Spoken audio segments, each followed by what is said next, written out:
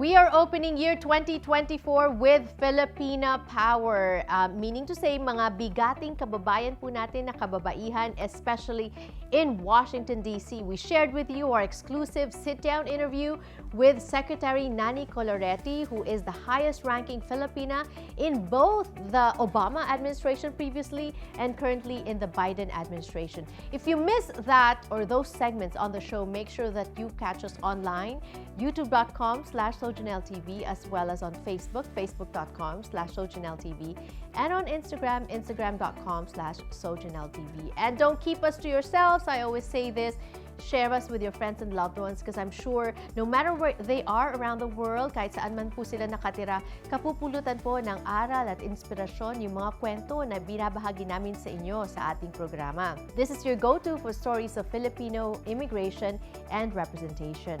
Right about now, we'd like to continue our conversation with Gina Ortiz Jones, who is the 27th Undersecretary of the United States Air Force. She served the Biden administration as the Undersecretary of the Air Force. But more than that, and more than her story, she traces it down to her mom, who was a teacher, a UP Diliman graduate, who chose to become a housekeeper for a family in the U.S. so that she can give her children a better life here in the U.S. Here is the continuation of this heartwarming story.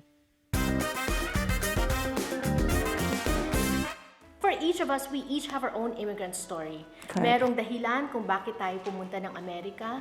Merong tayong mga pinagdaanan na mahihirap, even though it's similar for each one. Right. Ano po yung kwento nyo? Yung kapatid ko sa Navy, right? Nakita niya yung future wife niya dun sa embassy, New Zealand embassy. O, tapos nung ikinasal na sila, so of course they have to stay together. And then my brother was stationed in San Diego, and so she had to give up her job at the embassy. And so he came to the Philippines looking for a maid, right?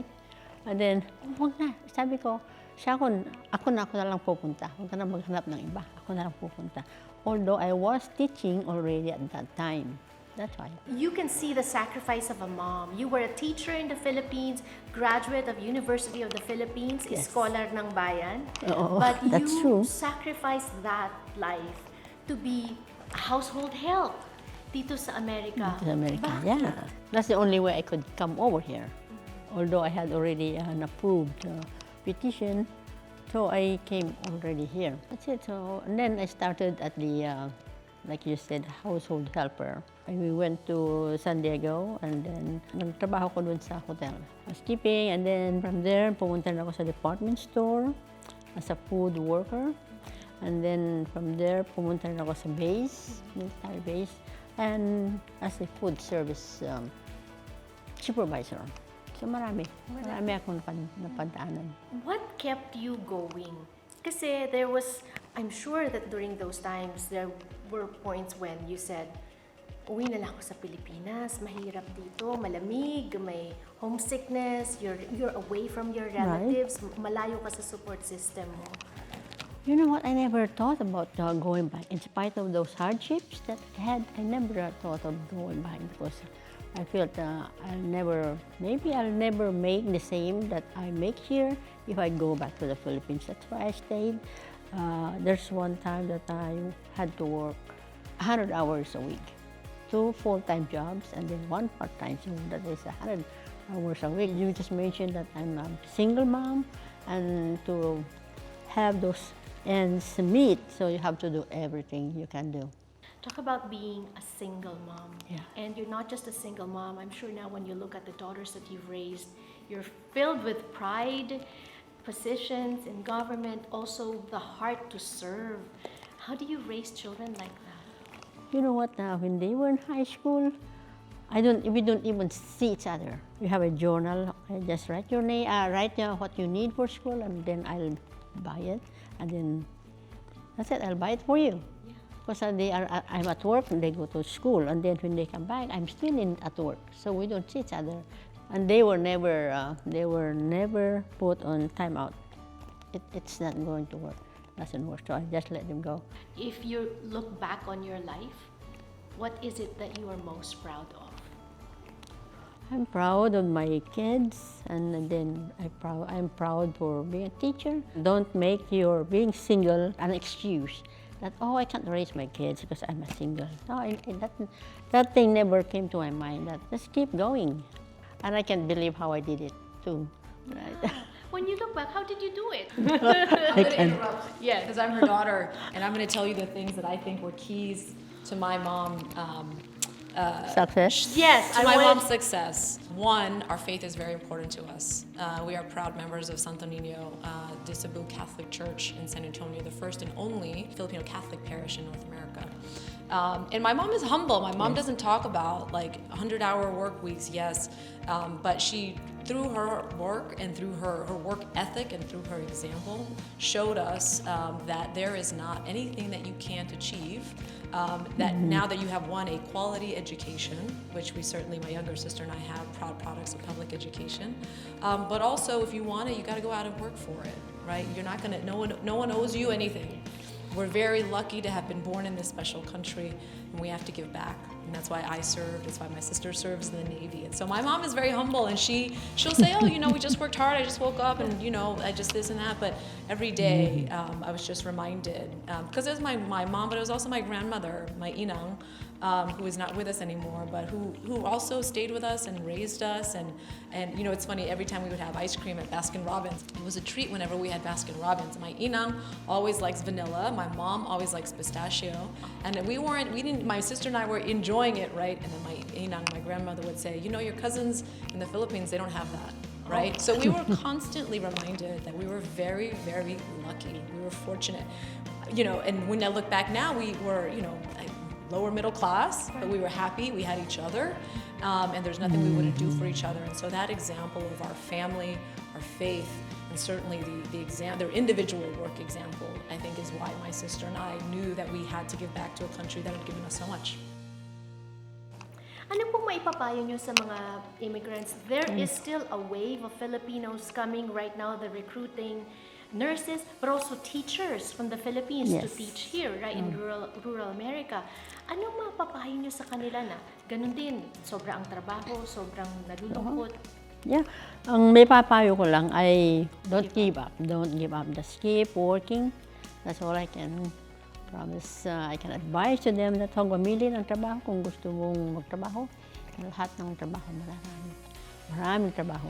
If you can attend to, if you wanna improve your life there, huwag ka lang mamili.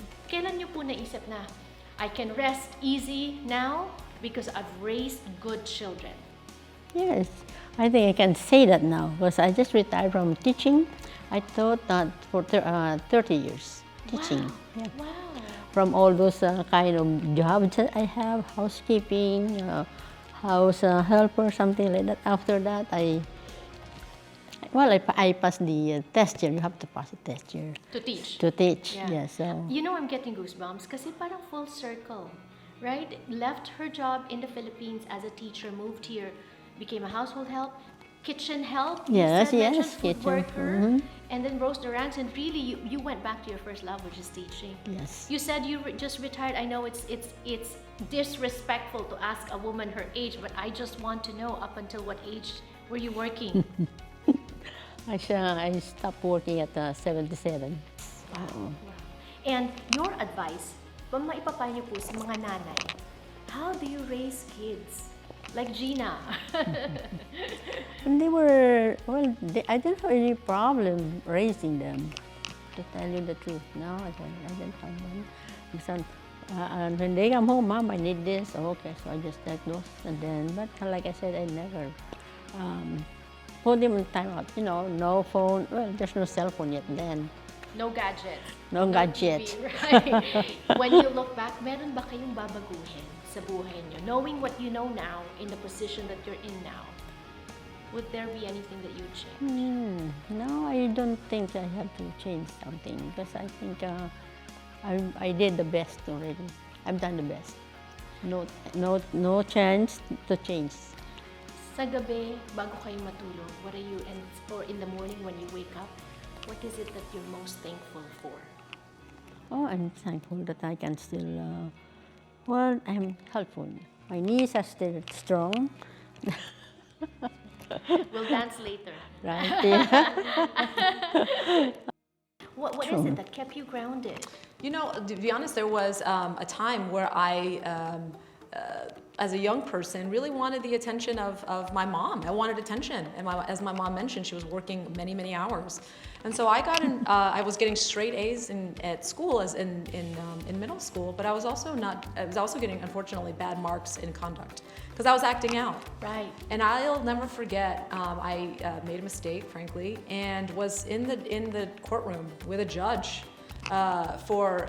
To that extent? To that extent, yeah. And I just remember, I'll never forget, I remember looking over at my mom and she was very disappointed because how could somebody who's making straight A's be in this situation, right? And so I knew then, I just made the choice. I was like, I don't want to, this is not what I want. This is not why my mom came here. This is not why my mom is working so hard. And so really changed it right after that. And, 4 years later, earned a 4-year Air Force ROTC scholarship, allowed me to get an excellent education at Boston University and start my life of public service. So I think it really is about, the choices that you make and certainly informed by the love that you have at home and the support network that you have at home. And so, you can make a few mistakes in life, but not many like that. And thankfully I was able to recognize the better way to do things and did just that. Right. And what's your wish for your mom now that, she's raised you, she's done, it's now her time, years to enjoy her life and all that. What's your wish for her? Well, my wish for my mom is always that she is able to dance. You mentioned earlier loving to dance. My mom loves to dance. Look at her shoes. She already has her dancing shoes on, ready to go. And I am very thankful that my mom is so healthy. Right. Thank God she's so healthy, spiritually, mentally, physically. I can't ask for more than that, because if you don't have your health, it's really hard to have anything else. So I'm just thankful that I have her in such great shape, and I'm thankful for our relationship. Certainly, my mom, my sister, and I were very, very close. I'm thankful. Thank you. We'll end on that. Thank you so much Thank for you. being so candid with us. Of course. I hope you enjoyed that interview. I'm sure it will inspire okay. many. Oh, many, okay, many. okay.